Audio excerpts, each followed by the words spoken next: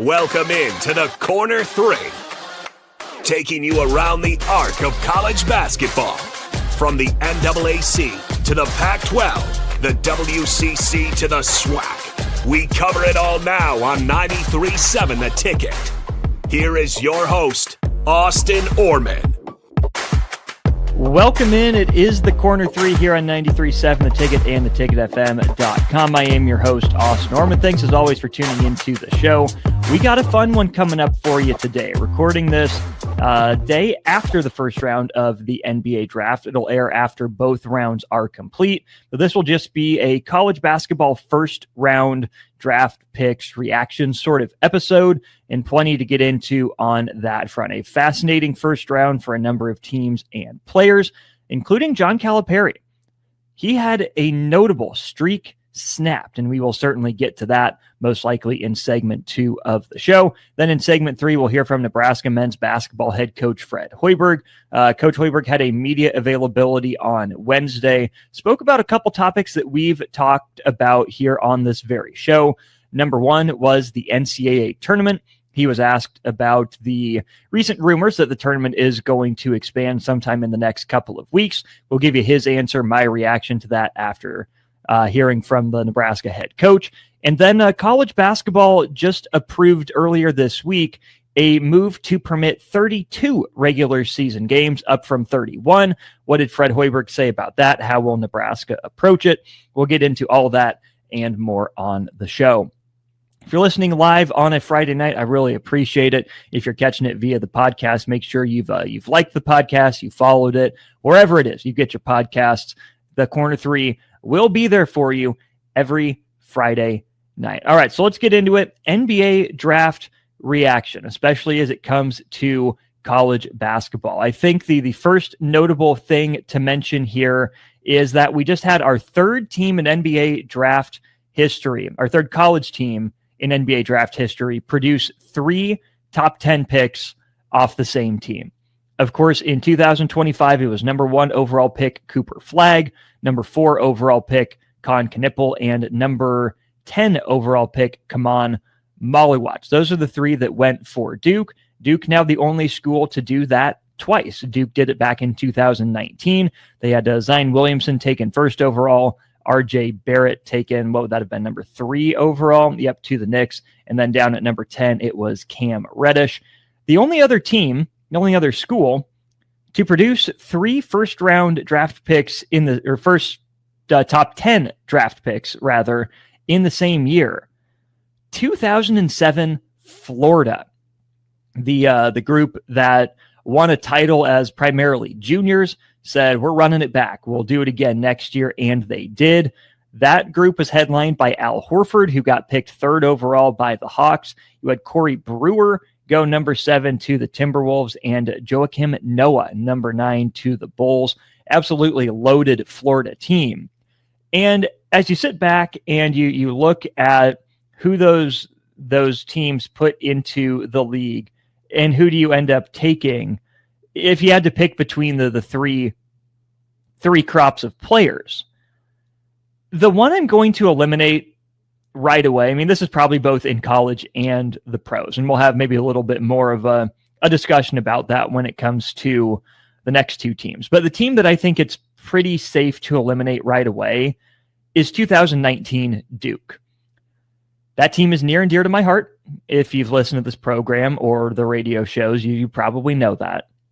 But that group with Zion, with RJ, and with Cam just didn't quite gel. It didn't quite work. I'm not saying they had chemistry issues or anything like that, but the on-court fit was a little funky for those guys. You think about how that class shook out. RJ Barrett was a higher rated guy than Zion Williamson. I think Cam Reddish was for a time as well. Those were 2 ball-dominant wings who then had to take a bit of a step back out of the limelight when Zion Williamson exploded onto the scene and put up a historically great year in college. The problem was that was kind of mid just go get the guys era for Mike Krzyzewski. There wasn't great fit around them. Zion Williamson probably had to play power forward the majority of the time, given that he was 6'6", 6'8", maybe in college. But Duke didn't do a whole lot of small ball with Zion at the 5 that year. They would pair a lot of times Zion Williamson with another big man. And you understand it, right? Because Zion Williamson wasn't the biggest guy, and having that option to be able to play small as the wild card was nice to have. But I think that the cramping the floor spacing, I think Antonio Vrankovic and Javin DeLaurier were the bigs on that team.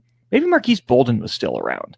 Can't say I remember exactly off the top of my head. All I do remember for sure is that Duke team had horrendous spacing. Joey Baker, kind of the 5th guy in that recruiting class, didn't really pop that year, didn't do a bunch to space the floor. Alex O'Connell was on that team, didn't space the floor as consistently the way that they needed him to. And Trey Jones, right, the starting point guard, younger brother of Tyus Jones, came around with his outside shot the next year, but was wildly unreliable as a freshman. And one of the indelible lasting images from that 2019 Duke team is that UCF in that second round game against Duke guarded Trey Jones with Taco Fall and said, if Trey Jones wants to beat us by shooting jumpers, go right ahead. Now, Duke survived. Aubrey Dawkins went off in that game. But I think that game, even the next round against Virginia Tech, and ultimately at the end of the season, the Michigan State game in the Elite Eight, proved just how wonky of a roster that was. Where you have RJ Barrett, who's probably a natural 3, maybe a 2 in the NBA, but he's big enough to be a 3. RJ was playing a lot of shooting guard.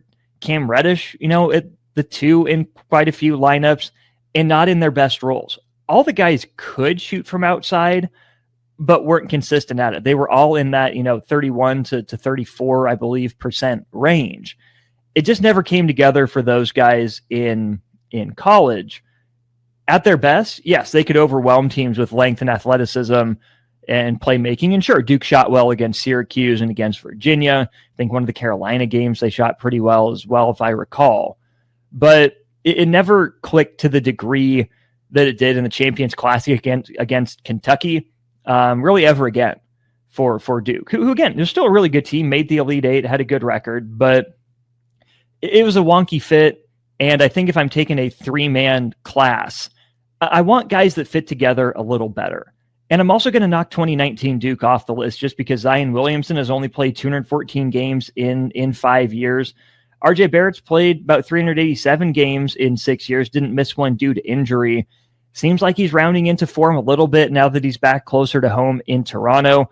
And Cam Reddish hasn't done really anything in the league. 6 years, 254 games, about 40 games a year, only averaging 8, 2, and 1 for his career. So kind of a bust of a draft class for Duke. When Zion's on the court, he can play at an all-NBA level. We've seen him put up Shaq-like stretches.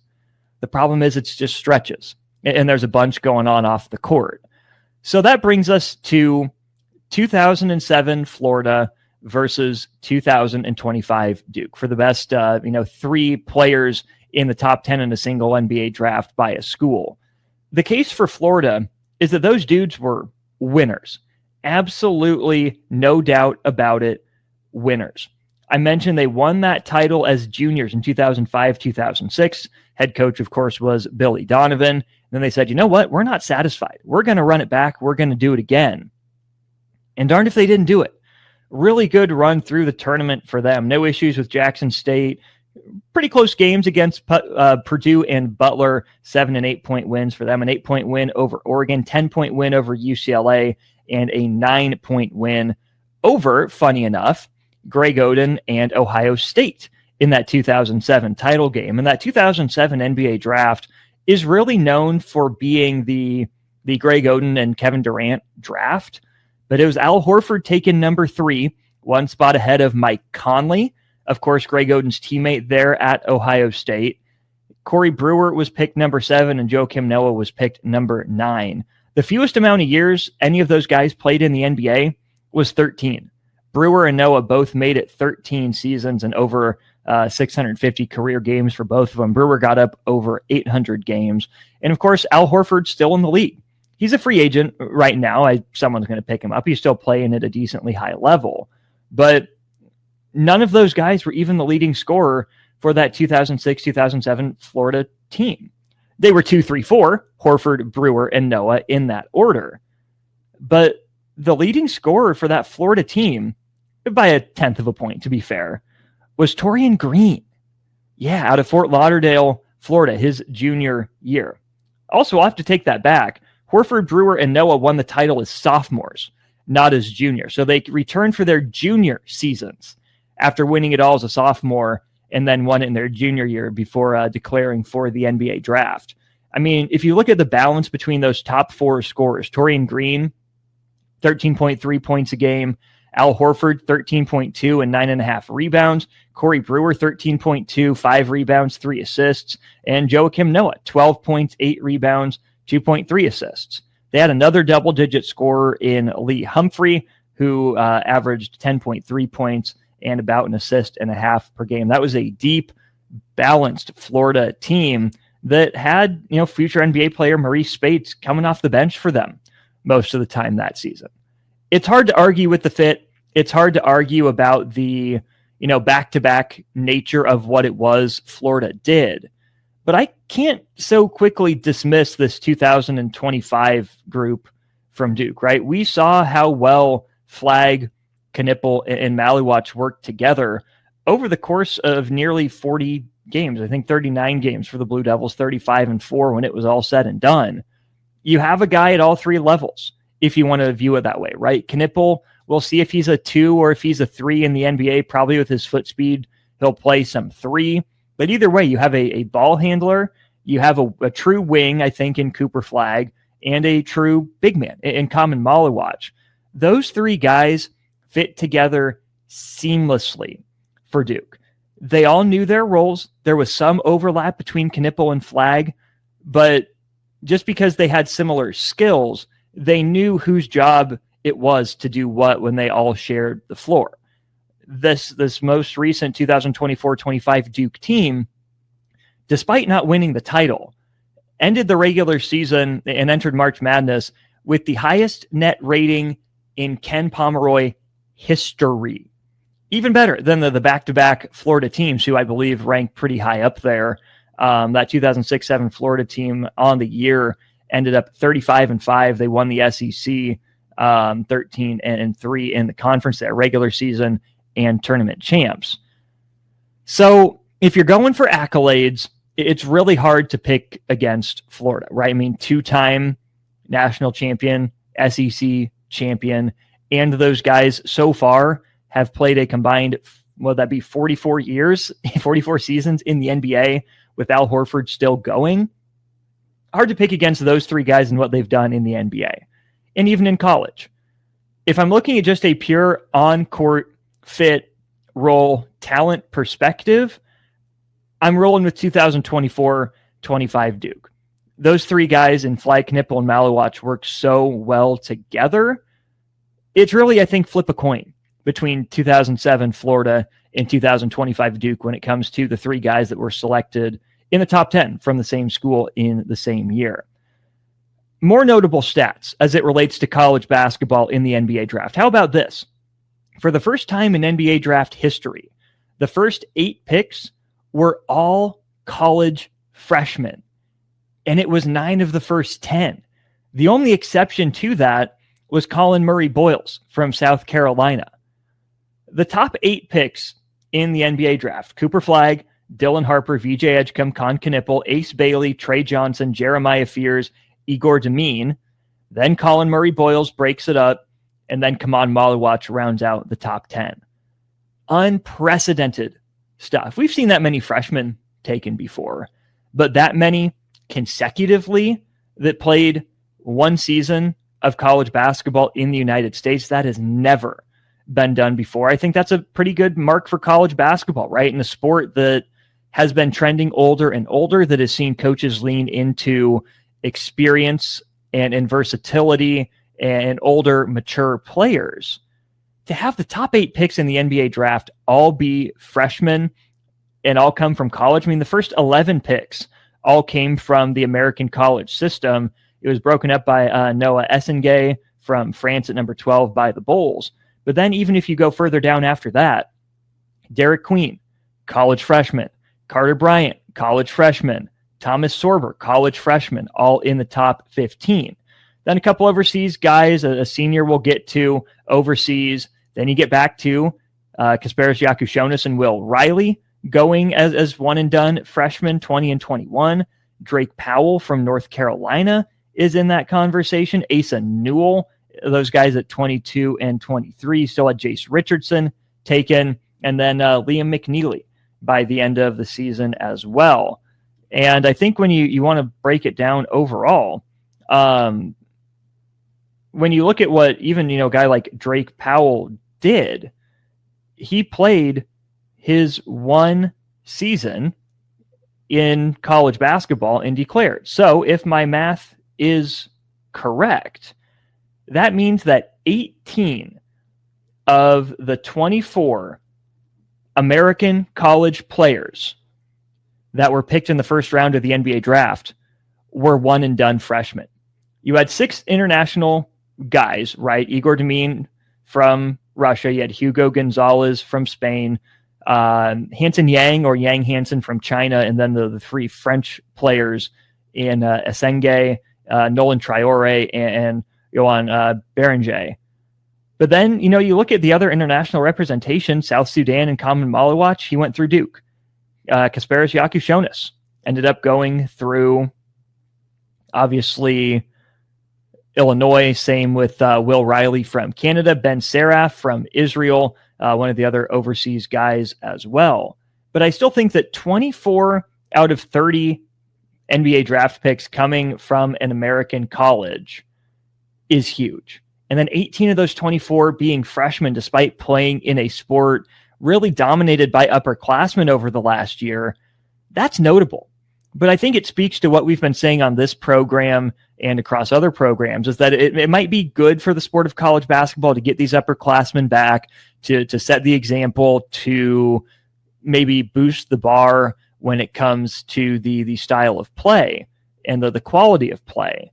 But more often than not, the longer you stick around college, the lower you're going to be drafted. Now, there are certainly guys who played their way up in terms of draft stock, right? I mean, Nick Clifford certainly played his way into the first round by sticking around. Colin Murray-Boyles definitely improved his draft stock. Walter Clayton did more for his draft stock the last 2 years than I think anybody imagined that he could have. Danny Wolf going from Yale to Michigan certainly played his way up. And then, of course, Yannick Conan Niederhauser, starting overseas, coming to Northern Illinois, being found out of the transfer portal by Mike Rhodes and Penn State, developing into the final pick of the first round. That's pretty darn cool for those coaches, for those players. And I think for college basketball as well, when 80% of the picks in the first round end up coming from the American college ranks, I think that's a pretty good sign. Maybe it's a blip. Maybe it'll be lower next year, depending on how the new aprons work, how many picks teams have, and which teams have them. But good for college basketball. 24 of the 30 first-round picks come from American colleges, and 18 of those 24, a full 75% of them, were college freshmen. All right, before we get out of here, at least for this segment, the good fits in terms of the college players that were taken. And more often than not, these are going to be freshmen, but we'll lump some upperclassmen in here as well. The good fits. I mean, obviously, Cooper Flagg in Dallas, hard to be a bad fit as a number 1 overall pick. Probably going to end up playing more small forward, more 3 in the NBA than 4, but I think Dallas has room to make it work. I don't love Charlotte for Con Knipple, but I think he's going to be really good for that team. High floor, high IQ, floor spacer, second side ball handler. I think he's going to do some really good stuff for LaMelo Ball and Brandon Miller. Trey Johnson from Texas lands in Washington right after they ship Jordan Poole out. They bring CJ McCollum in, but I think for Trey Johnson, that's a fantastic environment to go learn from CJ McCollum, to go learn from Chris Middleton, and have his fair share of shots available to him as well. I like where Ace Bailey went. I really do. Utah was looking for that scoring wing. Markkanen can, but I don't think he's at his best when he's the go-to scorer. I think Utah taking that swing on Ace Bailey was something that they had to do. And who knows what Ace Bailey's circle thinks about Utah, but I think it's a really great opportunity for him to go prove what he can do out there. I like Carter Bryant ending up in San Antonio. He won't be asked to do much in a very similar way that he wasn't asked to do much except be a 3-and-D wing at Arizona. I think San Antonio got incredibly lucky that Carter Bryant slid down the board to them. I think he's going to fit right in. Thomas Sorber to Oklahoma City. His game, the way he plays, makes it maybe a weird fit, but I think if he develops and he has the injury that he's been working through, that's why Nebraska didn't see him in the college basketball crown, had a boot on his foot. But OKC is going to need size. That's why they went out and they signed Isaiah Hartenstein in free agency for the next few years. I wonder if Thomas Sorber isn't that replacement or backup plan for Isaiah Hartenstein. Younger, cheaper. Maybe the hope is that he grows into the next sort of Hartenstein, but there are a lot of people really impressed with what Thomas Sorber did out of Georgetown. And he and Chet Holmgren could be a pretty fun front line if Chet gets more consistent from three. I like Kasparis Yakushonis ending up in Miami. They needed a lead ball handler. I don't think that should be Tyler Hero. I think that makes his life a bunch easier. I like Nick Clifford ending up in Sacramento. That's a guy that I think will be able to step in from day one and contribute for that franchise. Jace Richardson going to Orlando makes a lot of sense for a team that needs shooting, floor spacing, and maybe a little bit more, ball handling punch from the guard position. Who cares if he can only go left? Who cares if maybe he didn't measure the best? I think Jace Richardson has a really great opportunity in front of him in Orlando. And a lot of what I said about Con Knippel and Carter Bryant will apply to Liam McNeely for Charlotte, right? He was taken by Phoenix, but will end up heading to Charlotte. Again, long, relatively athletic, high IQ player whose job it's going to be to space the floor. If you look at his shooting numbers from UConn, those are going to be a little depressed just because of how much they asked him to handle the ball and create, which he won't be asked to do in the NBA. I really think there's Klay Thompson-ish upside maybe for Liam McNeely if he gets a little bigger, a little stronger on the defensive end of things. In terms of the bad fits, I don't think there are any terrible fits necessarily. We have to wait and see what San Antonio does with Dylan Harper or for Dylan Harper, how they plan to use him. VJ Edgecombe seems like, he might have to play the 3, which I wouldn't love for him. Maybe Philly runs 3 guards out there with Tyrese Maxey and then Jared McCain coming off the knee injury and now VJ Edgecombe. I think VJ Edgecombe is going to play a nice role for Philly in his rookie year. Will the shot continue to come around? Will his athleticism translate to the NBA? Those are the questions for him. I really like the pick for Philly. That's the guy that I think I would have taken if I was them. I just hope VJ Edgecombe gets a chance to play some minutes and show what he can do. Jeremiah Fears, we'll see.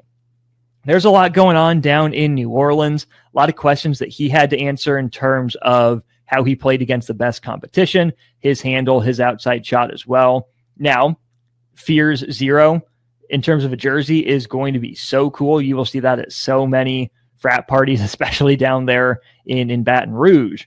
I don't love the fit with them just trading for Jordan Poole with DeJounte Murray being down there as well. But there's a chance. I think he'll have a little bit of a runway to develop. Colin Murray-Boyles, there's a lot of wings, a lot of different wings up there in Toronto. Really curious to see how they utilize him or what they do to clear up some of that front court and wing logjam.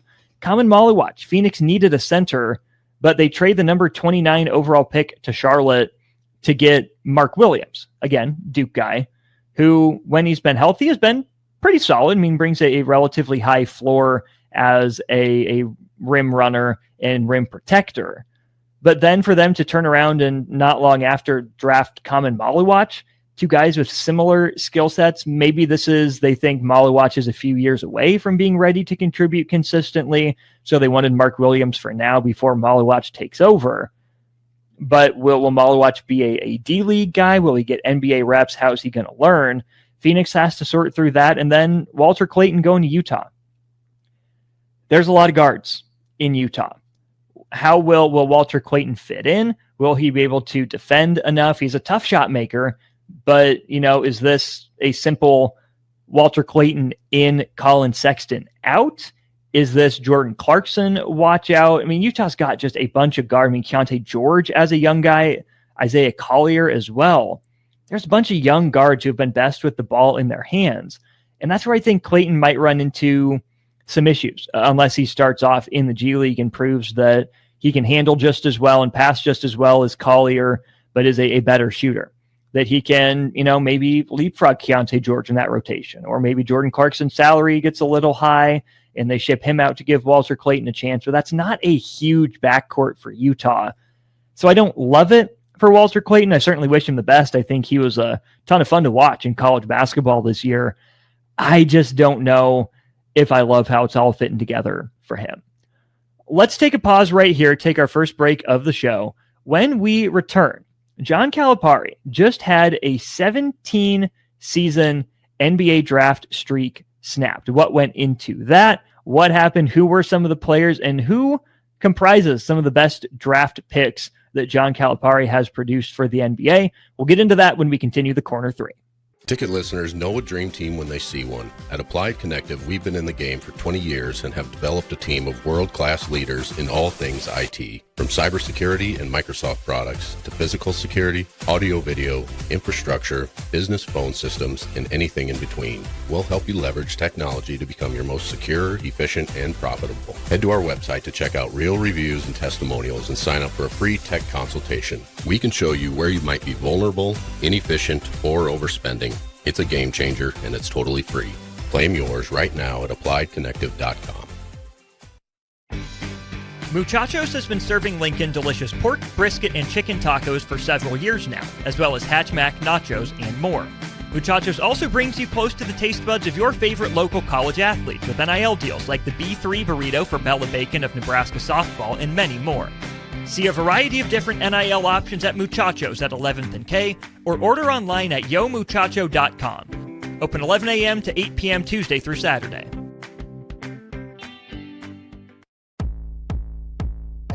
Back to the Corner 3 on 93.7 The Ticket. Here is your host, Austin Oerman. That's right, we're back here on the Corner 3. I am your host, Austin Oerman. Thanks a ton for tuning in. Really, truly do appreciate it. As I was preparing for the next segment during break here, saw this from Ant Wright, Big Ten guy on Twitter.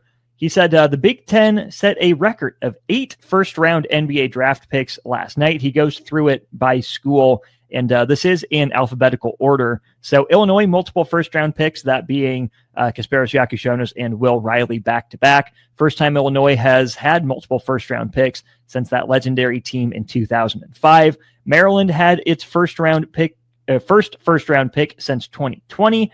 Michigan tallied its 12th first-rounder in the last 13 drafts, the 12th first-rounder since 2013 for the Wolverines. Michigan State had its first-round pick since 2018.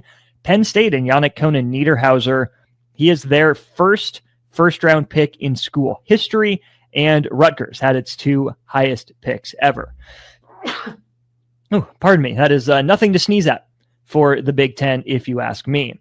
All right, the point of this segment, what we were going to get into and where we're going to turn our attention now is to John Calipari's incredible NBA draft streak. It had been, 15 straight years for Kentucky having a player taken in the first round, and Coach John Calipari had the longest individual streak among coaches at 17 straight seasons with a first-round draft pick. The streak started back in 2008 when his former Memphis Tiger Derrick Rose went number 1 overall. The very next year, it was Tyreek Evans going number 4. Then 2010, a legendary year for Cal in the draft. John Wall goes number 1. Boogie Cousins goes number 5. You have Patrick Patterson going number 14, Eric Bledsoe at number 18, and Daniel Orton all the way down at number 29. So 5 first-rounders from the same team for Cal and the Cats in 2010. He got close a couple other times. He had 4 players from a team selected in 2012. That was Anthony Davis and Michael Kidd-Gilchrist going number 1 and number 2. Terrence Jones and Marquise Teague going number 18 and number 19. That 2015 team with essentially, the hockey lineup, 2 different 5-man groups, Big Cat, Karl Anthony Towns, number 1. Willie Cauley-Stein went number 6. Trey Lyles, number 12. And Devin Booker, number 13. And then it's been a lot of 2 or 3 players from Cal's Kentucky teams in a couple years with only 1. When you look back and forth through these seasons for John Calipari, when it comes to putting talent in the NBA, when you look at what the best, draft classes were, I guess, for Cal and for Kentucky, kind of hard to argue it with 2010, at least at first glance, right? I mean, John Wall, what he did in his 1 year at Kentucky as a freshman. Boogie Cousins was dominant, has had a pretty darn solid NBA career. Even Eric Bledsoe still playing, right? That's pretty impressive. But when you look at the more recent draft classes, I think it really comes down to me to 2017, 19, and, excuse me, and maybe 2020. So 2017, in that NBA draft, Kentucky had De'Aaron Fox taken number 5 overall, Malik Monk go number 11, and Bam Adebayo go number 14. Obviously, De'Aaron Fox, that's an all-NBA guy, recently traded to the San Antonio Spurs, one of the fastest players in the NBA, did some really fun stuff in Sacramento alongside Domantas Sabonis. You have Malik Monk, who looked kind of like a bust for the first handful of years of his career until he found a home, until he found a role, I think more importantly, in the NBA. And now Malik Monk is running and gunning across the NBA. He's turned into, a knockdown shooter at the NBA level. He's been asked to handle the ball less, create less. He's become kind of that bench scorer, some firepower maybe as a 4th or 5th starter. So Malik Monk has really developed in his time in the NBA, and I think that's a big win for Coach Cal in the NBA draft. And then there's an argument to be made that the third guy taken in that draft ended up being the best. That's Bam Adebayo, NBA all-defense team, vocal, kind of emotional leader for the Miami Heat, and he's keyed them to some success alongside, obviously, Jimmy Butler before Butler got traded to Golden State. 2017, that draft class has represented Kentucky really well at the NBA level. 2019, maybe not the star power, but 3 pretty solid hits. PJ Washington at number 12, Tyler Hero at number 13, and Keldon Johnson at number 29. I think I would take Hero first out of that group. Not my favorite player of the bunch, but he's put up the best numbers, probably had the best individual seasons of any of them. PJ Washington has turned into a nice role piece across the NBA, most recently in his time at Dallas. And then Keldon Johnson, who looked like a pretty intriguing young guy for the Spurs. He's plateaued, but that's still an NBA starter and rotational piece. So that's another win of a draft class. The very next year, though, year 2020, Tyrese Maxey and Emmanuel Quickley going number 21 and number 25. Maxey looking like he was slept on. He got the big bag, the max from the Philadelphia 76ers. We'll see what they end up doing with Joel Embiid and Paul George. They're kind of resisting handing the reins over to him, but Tyrese Maxey has looked the part of an all-NBA caliber guy. And Emmanuel Quickley, once he stopped getting buried in New York, has really, really flourished. And that looks like a solid NBA caliber rotation guard. Now, just 2 of them maybe haven't reached the heights of a De'Aaron Fox, what John Wall and DeMarcus Cousins were at their peak, and certainly not what Anthony Davis is or was when he was healthy. But those are 3 really, really solid drafts, I would say, for John Calipari. Now, there were some misses in there as well. When you look at these draft classes, I think 2011 was a big old swing and a miss. Enes Kanter was the number 3 overall pick, and Brandon Knight went number 8. 2013 wasn't great. Nerlens Noel going number 6, and Archie Goodwin number 29. Nerlens Noel is a guy that I thought was going to be a problem for the rest of the NBA. Problem was, as an undersized center, wasn't necessarily as mobile as you needed him to be out on the perimeter. One of the best shot blockers in terms of his timing, in terms of the volume and the quantity of shots that he blocked as well. But the NBA moved away from a role that he was playing incredibly well in his 1 year at Kentucky to that more perimeter-based game. Nerlens Noel could never find the offensive game and couldn't find his feet on the perimeter as well, so he got played out of the league pretty quickly. 2014 is an interesting year. Julius Randle at number 7, James Young at number 17. Julius Randle's not a bust by any means, fringy all-star sometimes. I mean, that's an NBA starter. That's solid, right? That's okay. James Young didn't do much of anything. 2016, does Jamal Murray outweigh Skal Labissiere? Probably. But again, Murray is certainly better known for what he's done in the postseason than in the regular season, right? That's a guy that coming out of Kentucky, you thought was going to be a borderline perennial all-star with what he was able to do for the Wildcats. I would probably, maybe I shouldn't say, I don't know. It's so different between De'Aaron Fox, what he's done in the regular season, and Jamal Murray, what he's done in the postseason. But we can go up and down. Oh my gosh. I skipped over a draft. I'm glad I caught this live. I would say probably the best draft for John Calipari at Kentucky would be the 2015 draft. I know I mentioned it, but I mean, come on. Karl Anthony Towns is the number 1 overall pick, one of the best shooting big men of all time. We know he has his issues, his shortcomings, but I don't think he's been a bust of a number 1 overall pick. Willie Cauley-Stein at 6, Trey Lyles at 12. Role guys, Cauley-Stein, not so much. Trey Lyles bounced around the league for a little bit. But then Devin Booker at number 13. That's a franchise guy. That's an all-NBA caliber guy who helped lead Phoenix to the NBA Finals. So overall, number 1 draft for me was that 2015 Kentucky team that gets to 38-0 before falling to Wisconsin in the Final Four. So yes, 2015, I'm going to say unequivocally the best draft class for John Calipari at Kentucky. And then I would throw probably 2010 and 2017 in the conversation for very, very close second places. Things did tail off for Cal at the end of his time in Kentucky, and it only takes him 1 year at Arkansas to snap that streak of first rounders. Maybe you could have had like a Boogie Fland go in the first round. Maybe you're hoping that a Thiero could play his way into that conversation. Carter Knox, brother, of course, of Kevin Knox, who was taken 2 spots before Shai Gilgeous-Alexander, another Kentucky guard in 2018.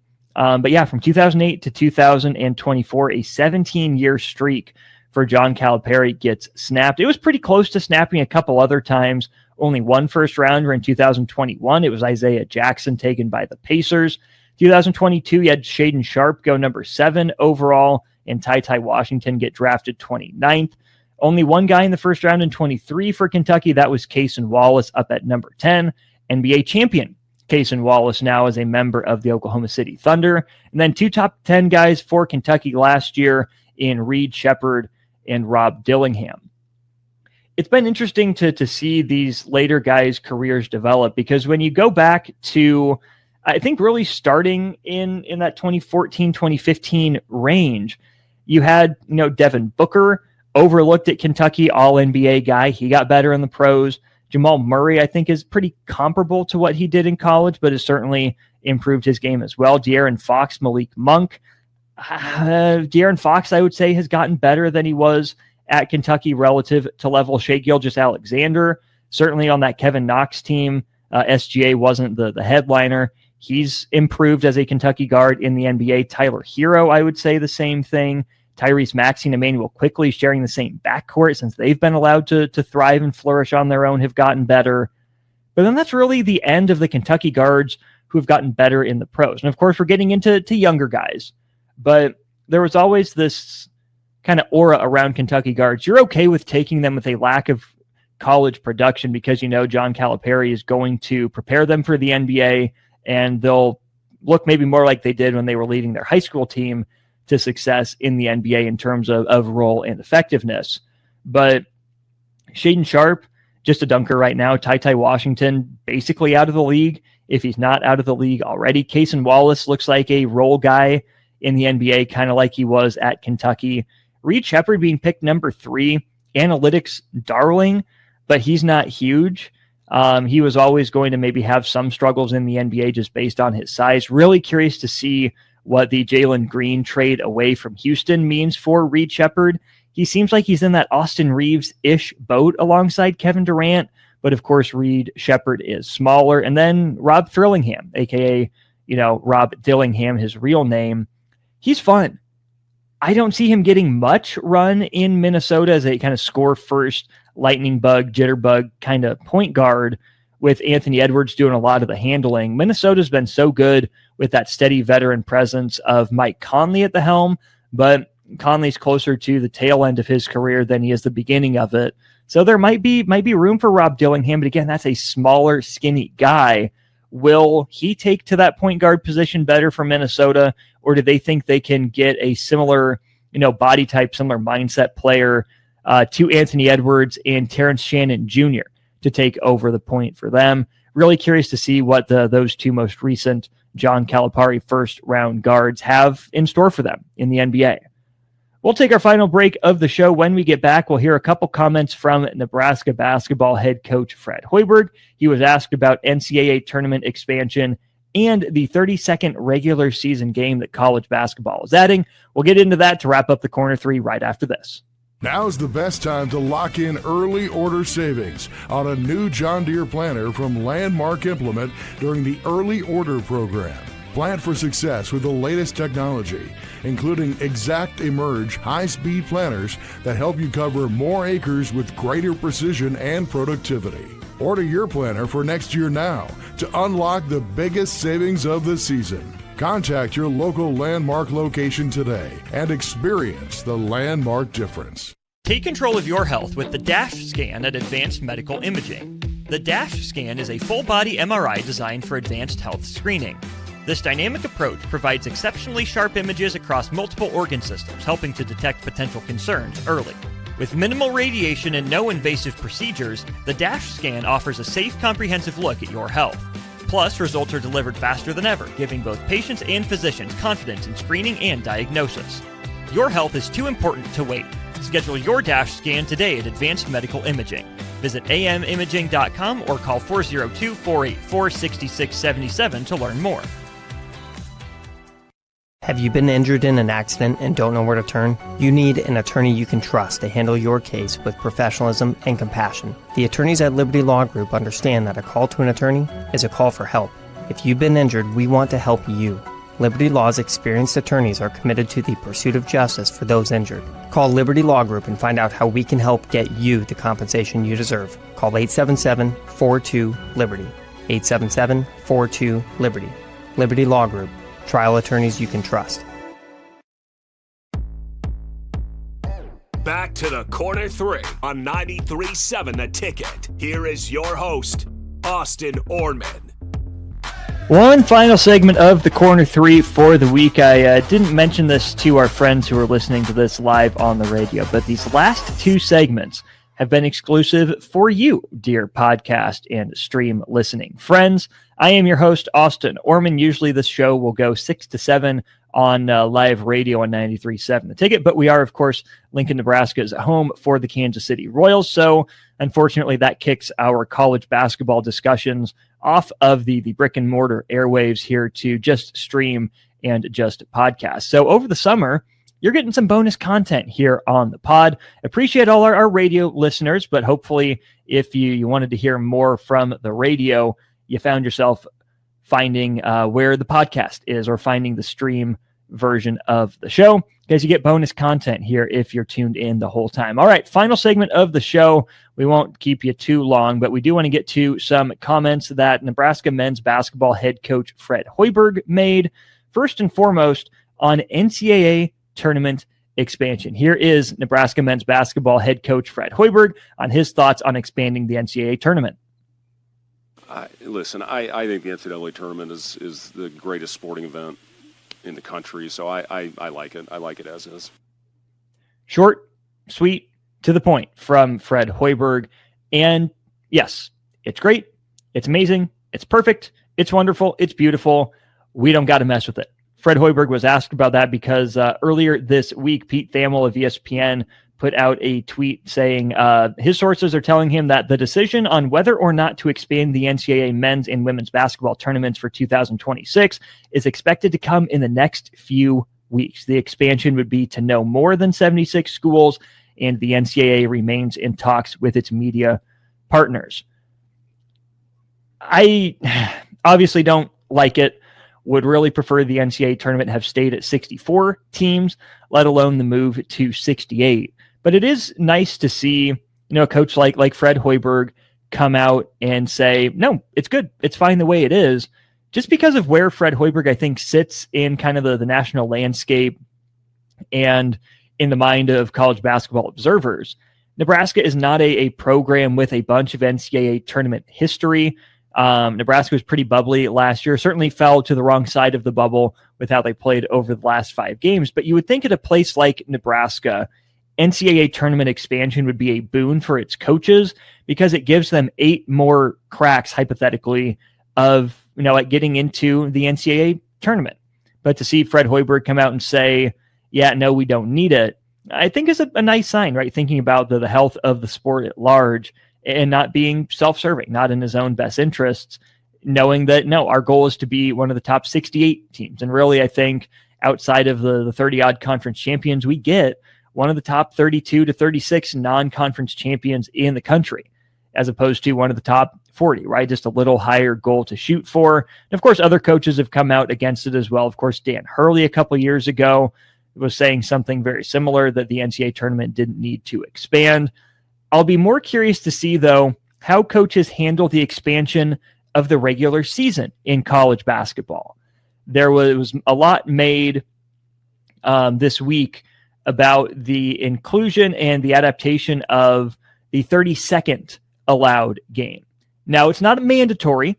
Teams are still allowed to play as many games as they want, as long as they play enough to make them eligible for the postseason. But for the last 15, 20 years, there's been a 31-game maximum allowed. That got bumped up to 32 this week. I asked Fred Hoiberg what he makes of that decision and how he thinks Nebraska could potentially use that extra game in the regular season moving forward.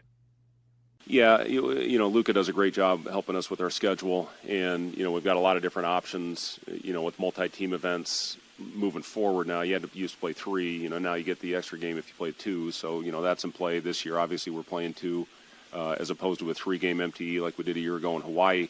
So there's a lot of things that Luca's working on right now, to give us the most flexibility we can. When I hear that answer from Fred Hoiberg, it leads me to believe that Nebraska knew this was coming. Sounds like before it was widely publicly reported that teams and coaches and athletic departments behind the scenes had some inclination that this was coming. That answer from Fred Hoiberg was kind of a non-answer, kind of what I expected to get out of him, but I just didn't know how much thought he or his general manager, Luca Virgilio, had put into that. There's a couple ways Nebraska can go. Number one is try to get into more of the 3-team multi-team events, like he said, right? More down in ESPN's event in Orlando, more out in Hawaii, like Nebraska played in last year that Fred Hoiberg mentioned. Of course, this year, Nebraska is in the Hall of Fame Classic. We got news today at the time of the recording that Nebraska will take on New Mexico in the first round down in Kansas City. And then their next opponent will be one of Kansas State or Mississippi State the next day.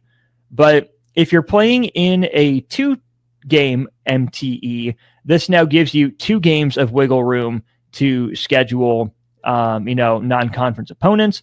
But for years like last season, when Nebraska played a 3-team or 3-game multi-team event out in Hawaii, you just get the 1 extra regular season game to schedule. We've seen college basketball teams, coaches, administrators do a fantastic job of scheduling aggressively, of scheduling marquee games relative to their program and really for the sport at large in the case of some of these bigger, more notable programs in the month of November, December, and even in some cases interrupting conference play with a one-off game in January or February. And I hope college basketball continues that momentum. I'm not sure what Nebraska will do. It will be really neat if Nebraska chooses to go the direction of more home and homes, right? Can Nebraska get a home and home with an Oklahoma State, with an Iowa State, right? Maybe it's once a decade. I don't know. But, can Nebraska get more high major home and homes on the books? I think that would be really neat. I think that would be a great way for Nebraska to continue to establish itself on the national scene, is to play these games and win these games. What I wonder if Nebraska will do is play games that will game the net. Look back at last year, look ahead at teams and how good you think they'll be. Can Nebraska schedule, some teams? Will Nebraska schedule some teams that might be under the radar, dark horses in their conference that are those borderline quad 2, quad 3 games where there's risk, but not a whole lot of risk for Nebraska? I don't want to see Nebraska, just schedule quad 4 filler bye games. I don't think that's in Fred Hoiberg's nature outside of 1 or 2 times a year. I just hope that Nebraska does, take a challenging but not, borderline suicidal step, right? Nebraska doesn't need to and probably won't be able to schedule, Kansas, Kentucky, Carolina very often, right? Nebraska is not going to play UConn. Nebraska is not going to add a second game against Creighton, right? That's not the type of school that I think Nebraska should look to add against. I mean, I think a home and home against Mississippi State would be fine. Vanderbilt, Georgia, schools like that. Oklahoma, Nebraska is obviously playing them up at the Sanford Pentagon. Can Nebraska get a home and home with Colorado on the books? Utah, programs in that range. Look up and down the college basketball crown roster. Can Nebraska get home and homes with teams like that? That's where I would really like to see Nebraska begin to look. I'm just not sure that's where they'll look. Let's go ahead and call that a show there. Certainly more to come on NCAA tournament expansion in the future and the 32nd game of the regular season. Hope to get some guests coming on here after things slow down post-NBA draft. Seriously, thanks a ton for listening. Make sure you give me a follow on Twitter at Austin_Oerman. That'll keep you up to date on what's going on with the show. But for now, it's been a blast. We'll talk again soon.